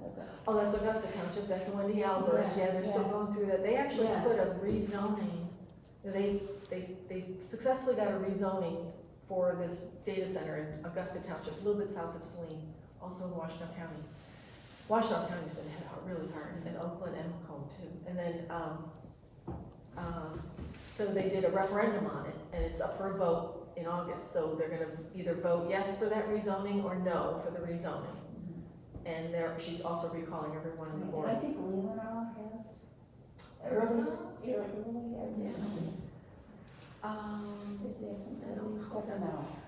There was, Kalkaska was looking at one. Oh, yeah. And they kind of got shouted down, basically. Somebody left, but they don't think it's over. Then there's Washington Township, which is in Macomb County. The one we're talking to, don't. Is there any group that's trying to have another meeting like we had near in Ann Arbor a month or two ago, that we can invite all these people to? Is there any gathering, any meeting coming up? Oh, there is actually, but yeah, it's down in Westland or something. Well, Yeah. that's tell them. There's a lot of, Facebook groups out there. Right. You notice those, Yeah. so there's, Facebook groups are a dime a dozen. A meeting, a gathering of people, like this one, Yes, except I know. 50 times as large, of people all over the state, should be organized. And yeah, people we are- haven't organized, no, Yeah, you we're should not organizing that way. But we are all connected. Yes. Yeah, no, this is Chapters very and stuff like that, but we don't know everyone. Oh, Mason, City of Mason, on Facebook, and you put your first name. Tana. You're Donna. Tana, We met with a T. and we just happened to show up at that meeting. Mhm. We didn't even know for sure if anything was gonna be on the agenda. But yeah, you never know what is really gonna be on the agenda. I've also done we collectively have done a bunch of FOIAs in Charlevoix County. So we asked for NDAs, we asked for what are those called? Non-disclosure agreements. We asked them, they said county, we asked them, as Tammy. Did you FOIA it? Or We did not, but we asked them when we started it, Then and they we have were to- told they didn't have Yeah, anything, there were no, okay. and I this FOIA'd one- MDOT to see if there's any work going on in front of Big Rock, didn't get anything. We FOIA'd the EMS, the fire department, because a lot of times those are the ones that are, being talked to first. Yeah, you'll find a lot of things get done at these other outlying meetings before you hear about them at your planning or your other meetings. And, it's like when they were doing this housing thing next to us, before it was ever even approved, there was a brownfield redevelopment meeting that our township supervisor went to where, because they've now made housing a brownfield, you can get TIFs for housing that are not brownfields. And so, They're building housing on brownfields? what's that? They're building housing on brownfields? No. Oh, they are, but now they've made it so that you can get a TIF, not just for brownfields, but also just for housing. Yeah, TIF is a tax incentive financing where the developer they pay their taxes and then they get them paid back to them. And basically then the county picks up the citizens in the county then pick up all of the services for the people that they add.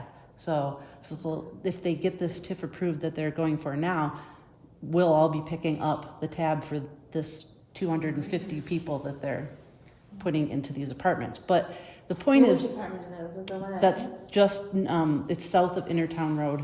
Okay, that's fine, they're open. Yeah. Right now, what is that area? Is it like farm fields now? It's just, it's open.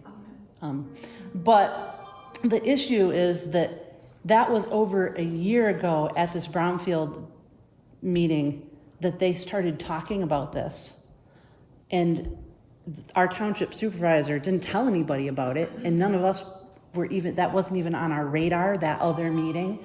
And so there were things going on in these other meetings that we weren't aware of that were affecting what was going on in the And who main was your meetings. supervisor? Denny Kaiser was our Okay. supervisor. Okay, exactly. You know how it happened with us in Charlevoix is, in Hayes, they were going through this master plan process over the last year, and in December, the master plan draft was sent to the county, and the county planning commission met, and one of the guys happened to say, hey, I just went to this rural prosperity meeting, and they were talking data center, and boy, Big Rock would be a really great spot for one. It seems like you should be putting something in your master plan and your zoning ordinance about data centers. So they did. So like on day, it's supposed to go out for 63 days. On day 62, I gave my comments on the thing. On day 64, in comes this data center mention at the very end of the master plan. Like, yeah, and it's really a dumb mention. It just says, yeah, we should be thinking about data centers or something. There's no commitment. It just kind of plops the idea out there in the master plan. It's not like a goal or anything. So we fought that. We sent out a mailer to the entire township, about 2,000 people, to come to a meeting. Not many people came out because it was a snowstorm, and but some of the planning commissioners did, and they heard what we were saying about. Finally, we were talking about what we think is wrong with the master plan. Like, number one, there are no natural resources goals. We used to have them. They took them all out. How do you protect natural resources if you don't have those goals in the master plan? There's a section on that, natural resources, and a statement in there that says there should be goals. Yeah, there are. And there are no in Emmet goals. County, They have They have natural resources goals and like yes, steps and to there's reach like, the this is goals. old They ones stripped with ours out. correction, yeah. So we don't have to deal with. The other, not just our own county meetings, there's also all of these other group meetings that, like the Northern Lakes Economic Alliance and the MEDC. All of these are doing What is that? things. NMDC? MEDC, yeah, Michigan, yeah. So those groups, They just had a data center meeting. Did you know, the Northern Michigan, what was it Northern Lakes called? Economic Alliance did? Isn't that the one we went to together? No, What was that one? Oh, that was the Chamber of Commerce. yeah. A Monday and they morning all meeting work on in data with it, centers. they All all like elected work officials were together on all of these different things. So you got your chamber, you've got all of these different, they work together on these things, and they're talking about all this stuff that, I and think it, you're before right. you ever hear about it in your there. county or township We need meetings. to come up with a calendar of those meetings. then. Yeah, Yeah, Northern because- Lakes Economic Alliance, I think is a good idea, and we should make a point of going to one of their meetings.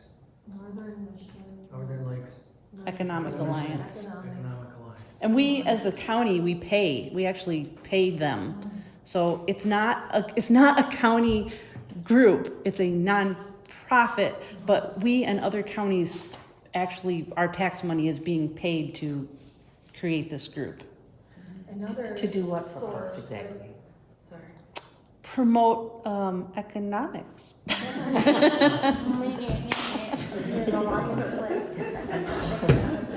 There's also the University of Michigan, that is putting out a lot of information. They have couple really good sources. One is what happens when data centers come to town.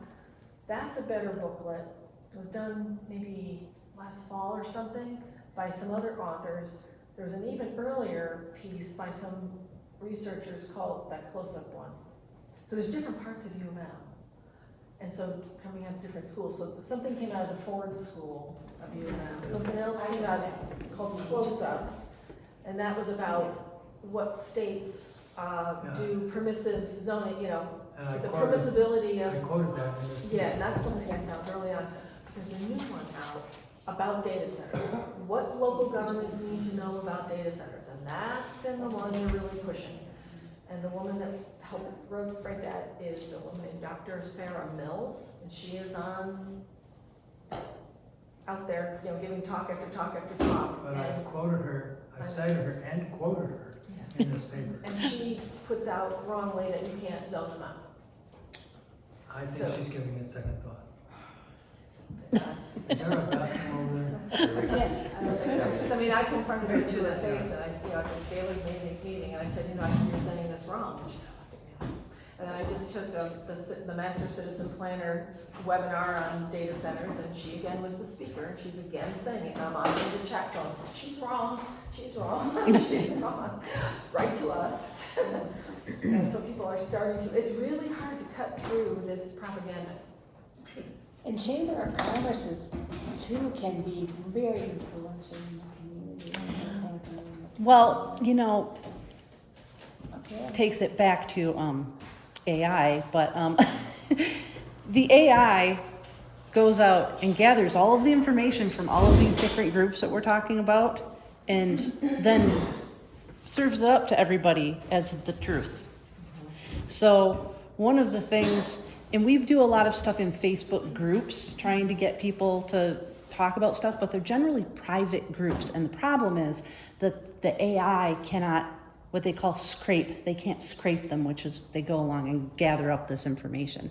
And so one of the things that is important to do is, if you want your information, just even your concern or dissent about these things out there so that they know, you know, you want to tell them, you want them to know that the climate in Emmet County is not appropriate for this because the people are motivated and not, you know, you need to get that information out where the AI can grab it and put it out there when people ask about it. So we're getting reverse. So one of the things that the AI actually recommends is a Substack, which is a writing platform. Yeah, they say that's a good place to get on and put stuff out to the public because it gives it a much higher level of authority when it then serves it back up. So use AI. It's awful, I know.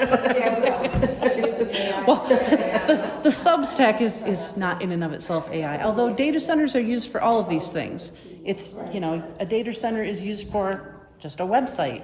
All of those things are now on data centers. You know, it used to be I had a website on the server at my house, but now everybody centralizes it onto a data center someplace. So we've taken this distributed system and now we've put it all in one place, and that's now what we're having a problem with. So, yeah. I can email some of you the, I was gonna tell you this information, that's what I like to email you. Have you ever heard of this network of people called Halt the Harm? No? It started out. Can you say that louder? Halt the Harm. Halt the harm, okay. And it's a network, a private network, you know, it's not really like Facebook, but it's internal, it's not out on the internet. So you have to join, you have to be vetted, it used to be like someone would recommend someone. And it's quite a few people around the country, and they've put together a series of 7 or 8 webinars on data centers. And it's like all of the quote gateways of how they get in. So one was all on zoning. One was all on diesel engines. One was on water issues. Another was on data center financing. All of that stuff. And it's really, really good. And you can watch the webinars again. So I can send it to a couple of you, and then you can join, whoever would like to join. And then you can, I think they might be starting the series again where they're gonna do it live. And I've watched the whole series myself, but I've watched a couple of them after. I've done the second ones too. I watch a webinar like every other day. It's unbelievable. But there's so many experts out there. But what I really like is this Halt the Harm network, because it's really got some great people. There's also again, they were fighting oil and gas in the beginning, and now then they went on to plastics a bit, so beyond plastics, and then also crypto mining. I was like, what is that? What is that? Just over my head, I thought, I don't need to know anything about that, you know. And then it's now morphed into, data centers with crypto mining is similar, not quite the same, but similar in terms of size and what they require, right? Do you follow Axios at all? Because, you know, it's great, yeah, and it's actually pretty good, because it doesn't dump things down, but for somebody who doesn't know anything about any of It's this nice, stuff, yeah. it is nice, and it's not, you know what I mean, it's kind of factual and simple, I like and you that. know, thing every day. Another And one there's, is, there's an Axios in Detroit. What was that one? Axios, AXIOS, and there's one from Detroit, it's kind of Michigan. Okay. Nice, that's a good source. Yeah. But yeah, Halt the Harm is a way of networking with other people. You can interact with it as much as you want. You'll get emails that, you know, where people join in and introduce themselves, and or they'll pose a question like, whatever it might be, you know, I'm looking for an expert on, you know, kind of like your question, like what should we be doing now? Or real specific ones, you know. There's also a Michigan nuisance map that somebody has put together. It's you know, you've heard of Erin Brockovich, you know. Yes, her- I have one following that. And she is doing a similar thing. Yeah. But hers is not as good as the Michigan nuisance map, although hers is nationwide. But it's the same kind of idea, like if you're living near a data center and you've got a nuisance to report, whether it's truck traffic or what have you, it's better for people who are like already experiencing it. Haynes Township, that's another one where there's a switch data center going on right now. But yeah, there's, so Halt the Harm, I'll send you and Jane and Donna, and you, I'll just you put can it get it to in. everybody. I would pass it around and then make it. Okay, that'd be that wants great. it. Should we all sign it? Well, no, I don't know if anybody, no, I just didn't know if anybody wanted, you said you wanted Yeah, would it? or whoever wants it. Yeah, would you give it to, I just wanna make sure I give it to a couple of you so I Yeah. can get you started and then you can send it to them. Just put it in there. I need a pencil. You just, invite yourself. This is my dad. You'll find it really interesting. Oh, no. It's got so much, and there's like a nationwide, I had hands. map that something called Frac Tracker Alliance, which is connected to this Halt the Harm is done. And you can click on any dump, you know, in the country and see, you know, what companies do in the data center. Is it proposed? Has it been killed? Is it already operating? And then usually it has, you know, and people put in the information and they vet it. You know, they don't just take what you send. And then they are doing, like they'll list the people who are, if there's a group fighting it, they might put a website or contact name or something. So I'm starting to use that a lot, trying to figure out what's going on. It's overwhelming how many people are facing it. They're all over. Yeah, I have a really good classmate of mine that's in Florida, and I always post to my friends. I don't do it, but I found that if I just do my phone, so I know I always consider it. Even if it's not that, otherwise you're inundated with all kinds of bullshit. And I It's can't a take lot. that crap at It's a any lot. yeah. But they're fighting the same battle in Florida. She's in, but anyway, it's, you know, it's doing the same thing, and it's important to even stay across states. What we're doing can in fact impact them and give them ideas of what they can do, and, you know. You know, we watch RFD sometimes, and I know on Iowa and all them places, it's terrible, those big places are coming into them farms. That one family bought their farm, they got it established 200 acres, then just on their property line, they come in, they built each one's 90-some acres Yeah. building, Yep. each building. Each is building. 90-some acres. Yeah, and they said there's so much light and noise all the time, it's affecting their cattle and everything. Yeah. And the they're deer, they're using more water in that data center than they can get for their agriculture, for their farm. That's crazy. That's one thing that the county did mention, with storage uses, is dealing with the light.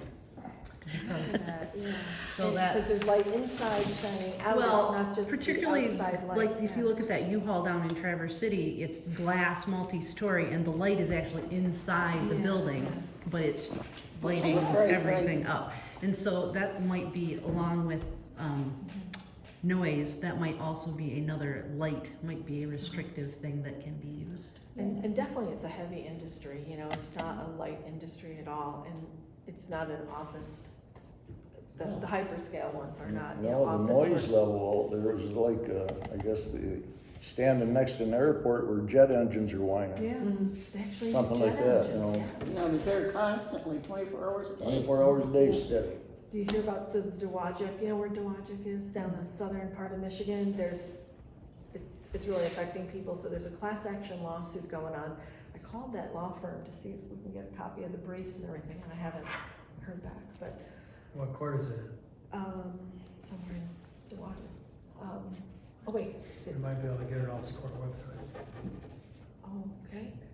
The law firm is Little Sheets. They just had a meeting with like 100 or 200 people there. Yeah, they're really getting some good publicity.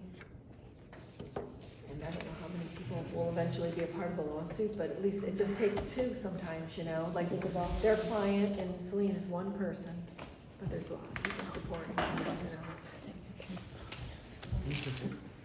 Thank you. I will send you Halt the Harm. I'll send you what else? I was Well, making Robin, notes. I want to hear what do you about the think? drink. That's not wrong. I'm sorry, Miss. Music's Carmen. Carmen. What do you think, I will send them this. to get the Yeah. township supervisor at one of his meetings, Yeah, then go to the board or the county Well- meetings or something? That's- yeah. I mean, this is what I wanted to say. Like, I'm gonna take the opportunity right now so that when we're finished, people can go. But this is what I was gonna say at the end. So, the next meeting here is Thursday, July 23rd. And it's gonna be here at 7 p.m. Tammy Dornberg is gonna be here. So, invite people, get people to come here. Now, who is Tammy? She's on the Emmet County She- Planning and Oh, Zoning. okay. She had. She's not on the board, she is the county planner Okay. director. Well, they did a meeting and I missed it. I was supposed to go, but I missed it. Because they had it at Miigwech Inc. space in Alanson. They had the Emmet County Planning and Zoning Board come, or somebody from there, come and talk about the 5-year plan. And I was watching a child and it just went over, so, but I asked her to come here. So we could get that information. So I want everyone to like reach out and try to get people here and bring your questions, whatever questions you have. You might be asking a question that no one else thought of. And question them. And so we know what's going on. What about your idea of doing your own study? Could you possibly carry out a survey amongst yourselves in a township? How many households are in? I just looked up, Center Township is 522. Oh, that's a lot for a mailing. Well, that's people, not households. Okay, households Or would be less. 400. Households, I thought 450. Especially if you got the voter list, that's one thing to Well, you know, get. out of Voter list. like 6,500 people, I think we got maybe 200 responses or something in Bear Creek, so, Okay. to the surveys that they did, so you're not getting a huge amount, you guys could probably do better here. But you could do I- a mailing and get people here, people spending the money on that kind of thing, and then I would say before meeting with her, really get together and figure out what you would like to I've seen have the in numbers, a I just plan. don't Like, Yeah, I know. rather than her trying to interpret it for you, you know, you guys come together and say, this is a survey. These are the kinds of questions we would ask in a survey, you know, like. That's a good idea. Yeah, she doesn't belong to her, so she should. Because often the planners drive it, you know. Mhm. Like the survey that was done by our planning commission, they didn't ask a single thing about natural resources or the shoreland. Or the lakes, you know, nothing about water resources, so of course there's no information in the results. They are really Beckett and Rader and the planning department are really driving it, the entire plan, so that is, It is nice to take it in your own hands as much as you can, you know. But the survey is a good way to, you know, if you could do door to door with people. you know, I will. I that's- will. yeah. I will. Yeah, you get like 3 or 4 people, you got 100 houses. I know all of the roads. 30 houses. I've been ripping these roads since I was 16 years old. That's, Not yeah, 15. it's fun to do. Nah. We formed a group in Hayes Township called Hayes Voters for Change, and we, recruited, we did newsletters, we raised money, we sent it out to every household. We recruited candidates to run against the current people, and we got one guy in, but not everybody, so. It takes a lot of work, and we had the candidates go door to door, and the incumbents did not do it, and they still got in. But door to door is a good way to go. We managed to get about 100 some signatures on, just in our neighborhood area, with a petition that we did, but it was actually very hard because we don't have the kind of community we used to where we know everybody. And you'd go up to people's houses and sometimes you couldn't even figure out where you're supposed to go to a front door. It was like, and Everybody has a dog. yeah, they got dogs. Yeah, it was difficult. It's not an easy thing. Yeah, it's not easy, but Might not it's even fun to do. wanna visit your neighbor. Well, That's why mailings are kind of a little easier, even a postcard mailing, But most people go spend money. Yeah. vertical file. right. So the next meeting is Thursday, the 23rd, but we have to change, because I want to be able to go to the county meetings. So, That's what we're gonna do. I don't know, Wednesday, Well, Monday, Tuesday, Wednesday. so the county is not necessarily the day. The county meeting is always going to be at the beginning of the month. I know, so, but it's on Thursdays. Yeah, yeah. It's on Thursday. It's on a that's why. Thursday, but it could be, you could do a Thursday if you wanted to in a different week. Why? Okay, we were gonna do the first and third, Right, then it was switched, I don't know. but it was switched because I don't know. who has, when is your, when is the, Center Township meeting? It's Tuesdays, first Tuesdays. Tuesdays of every month. So maybe we just do the first and third Thursday. We could try that. If that's okay with everyone. First, it would, Wait a minute. what I was gonna say, when does that work? Wait a minute, wait a Or minute. just, or I'm wondering if you'd have better try with just one meeting a month instead of two. I don't want to. Okay. Not right now. Okay. Because I feel like we have to get as many, we need to talk about this more. I feel so, like, such a sense of urgency because the way that they're just ripping these things out, and I want to make sure that everybody's informed and as much as possible, and I'm trying to, I don't know. And if someone can't come this Thursday, they might be able to come the next. And so I mean, and when people are like, I can't come, I'm really sorry. I'm like, don't be sorry. I'm not. You're not sinning. Just, I mean, just as long as people start talking about it to their neighbors. And I mean, Thought of having a little flyer that we can start distributing? Or I'm working on it. Yes. Yeah, I have to do the same. I did the website, that helps, and we saw you have to bring them in. No Charlotte Data Center. I paid for them all myself, so we don't have an organization right now, but we're just kind of chipping in. And, Yeah, I bought a sign too, it was $26. yeah, It was a little, these were 15 each.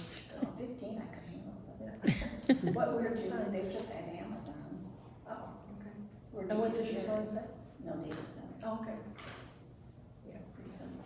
I did a design one that was no Charlevoix Data Center with the no, with a nuke symbol in it, I guess we're meeting next week, so we can. Yeah, when you're just What's that? ordering one, that's what it I'm was. just So I talking myself. ordered. To remember. So did you decide that for your meetings? You're going to do it the Yeah, let's see if there's. first Thursday and the third Thursday? Is that what you've decided? But then isn't this the first Thursday of July? No. No. This is the second Thursday. Oh, Second. so I'm sorry. There goes summer. Time is not I don't, That's all right. Maybe that's July You got a lot on your mind, I know. So I'm not, So when did we decide? the first and third Thursday, but, I mean, starting after, because the next one is So the the 23rd. The 23rd. Okay, so then it would be the first, what's the date? The actual calendar, perhaps. It was 100 people that came in June. 30 is the four. Emails and I've been writing.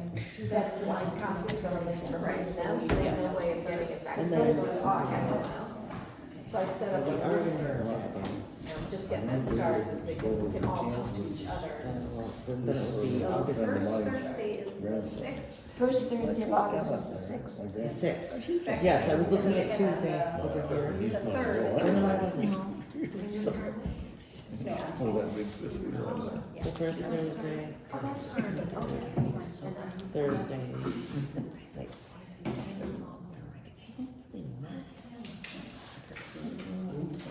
No, He's a corners.